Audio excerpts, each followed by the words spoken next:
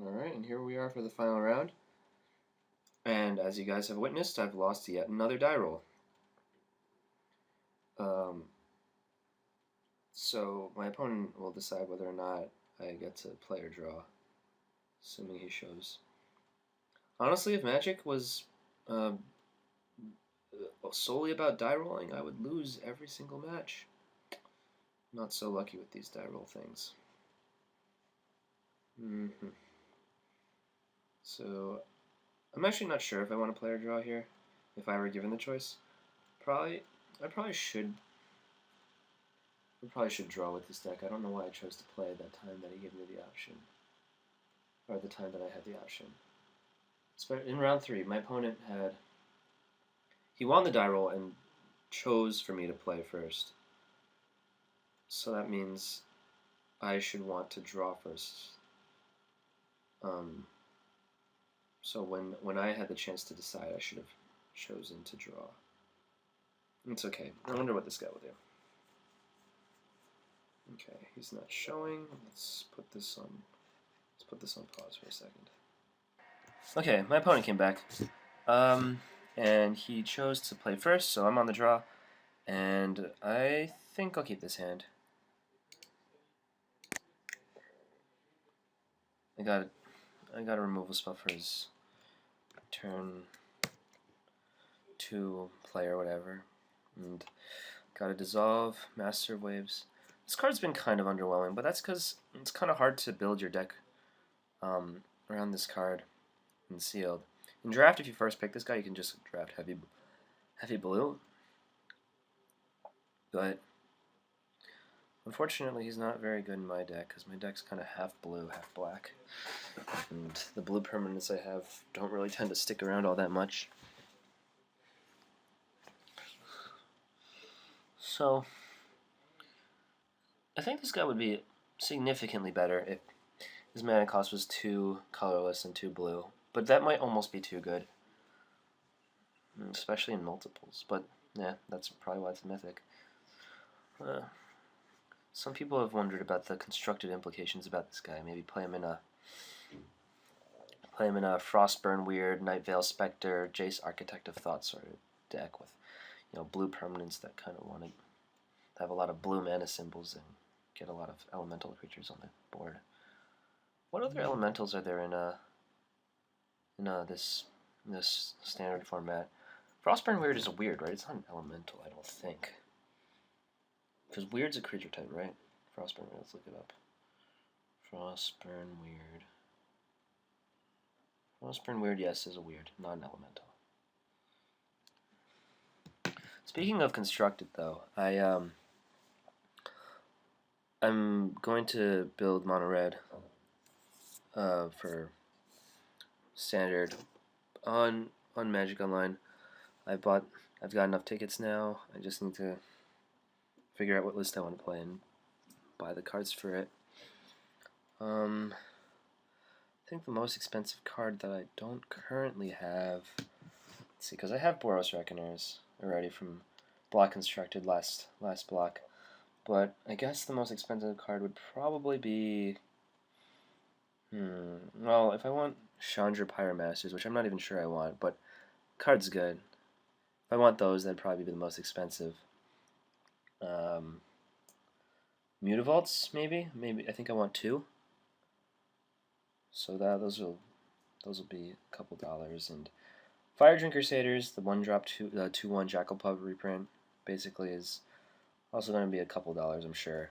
It's a new rare from a new set. Well, other than that, nothing should be super expensive. I don't have Burning Earths yet, but those I don't expect those to be too expensive either. But yes, so I have most of the stuff though already, especially the Reckoners. Those are by far the most expensive part of the deck.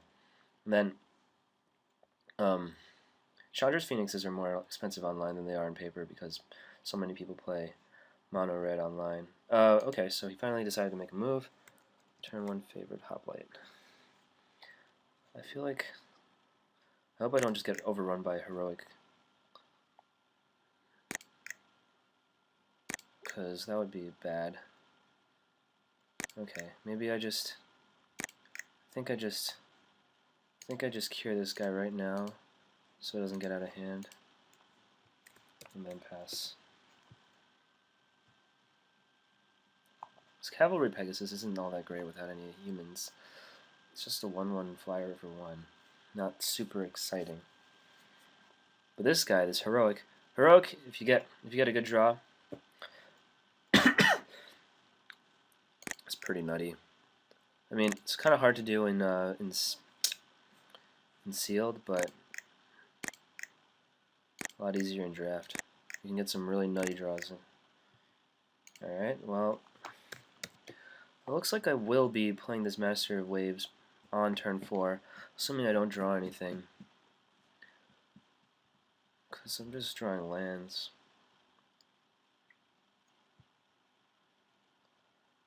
This guy, I don't think he's that good. He's overcosted 2/1, and his ability is overcosted too. Lair is nice though. I just think it's too expensive for what it does. Like maybe if it was just like one of those, like if it was a literally just Lair on a stick, like Satyr Piper must be blocked if able, like a prized unicorn sort of deal. Would that be too powerful at 3 mana? A 3 mana 2/1 that was a prized unicorn. Prized unicorn was I believe it was a 4 mana 2/2. Must be blocked if able. But I don't know if it'd be too good at 3. And certainly this 4 mana ability is just too expensive. There's also a whole article on oh geez, here comes a Feral Invocation. Yep, I don't see why you didn't flash it in, but I guess you want to get him for more damage. 5. Yeah, that's pretty good.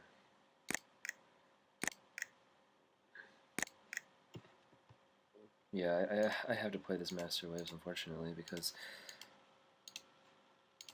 And see, this is why I don't think it's that great in this sealed format, because you end up just playing him, and your elemental token chumps a dude, and yeah, that's about all it does. But I guess it gets pretty insane when if you're heavy blue. But as I was saying, there's this whole article, I forget who wrote it, but about how since Prize Unicorn is no longer in the core set, how it's sexist that they didn't put Prize Unicorn in the core set because girls like unicorns.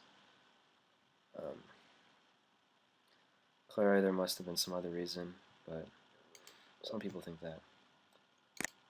So I'm not drawing very well, and I mean he's stuck on lands it looks like, but I guess I'll just, I mean if I attack with this he blocks, he just takes both of my guys, so let me just attack with the elemental. If he trades with it, I'm okay with that, I think. I have dissolve for whatever play he's got. I need to draw some action though. Kind of flooding out here.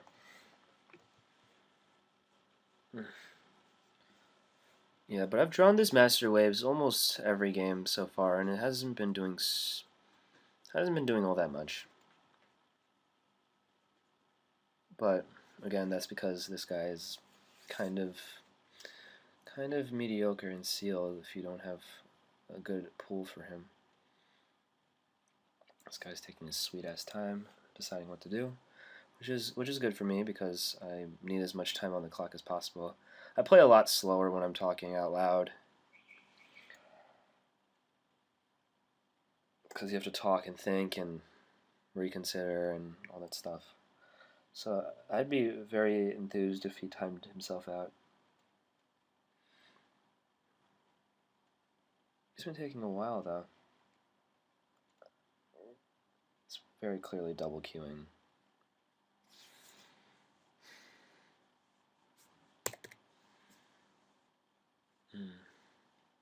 So earlier I was eating these birthday cake flavored Oreos. They got some really cool food in China. Like, I don't understand why they don't have birthday cake flavored Oreos in America. Like, geez, why didn't we think of that? It's really good. Then they got some weird shit like, I don't know, like cucumber flavored chips. Some people like those actually. I don't. I tried them. They weren't that great. They got seaweed chips, which I thought were gonna be good, but they weren't. They were mediocre. Not the best I've had. Just some random shit. I I've actually not seen this, but I've heard from other people that there was a kind of chips called the ethnican flavored chips. Yeah, that certainly wouldn't fly in America. Okay, so my opponent finally comes back, draws his fourth land, plays a thing, promptly gets, oh shit, I can't cancel it because it's that thing. Okay, welp. That kind of was a tell.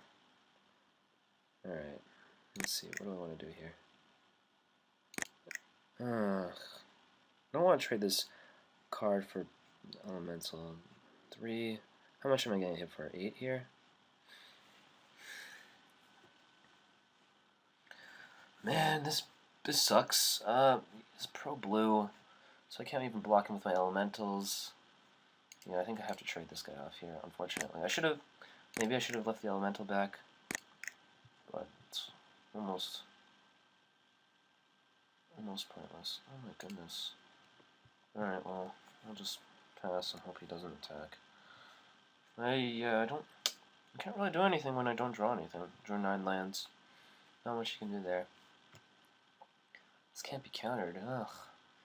In round 1, I stole Miss Cutter Hydra from my opponent using a Psychic Intrusion, but I never even got to cast it, because whenever I would always like tap out and not have enough mana to cast this guy for very much. Like I could cast him as like a 1/1 or 2/2, and I ended up dying to just some big, dumb wolf fox thing, the 6/5 trample, that had that helmet equipped to it so that it couldn't be blocked except by creatures that were walls. And I think the only wall in this format is Mnemonic Wall, so unless I'm forgetting something. So basically unblockable. I mean, this is good. I want him to take his time killing me because then I can waste some time on this clock. Alright, well, we're done here.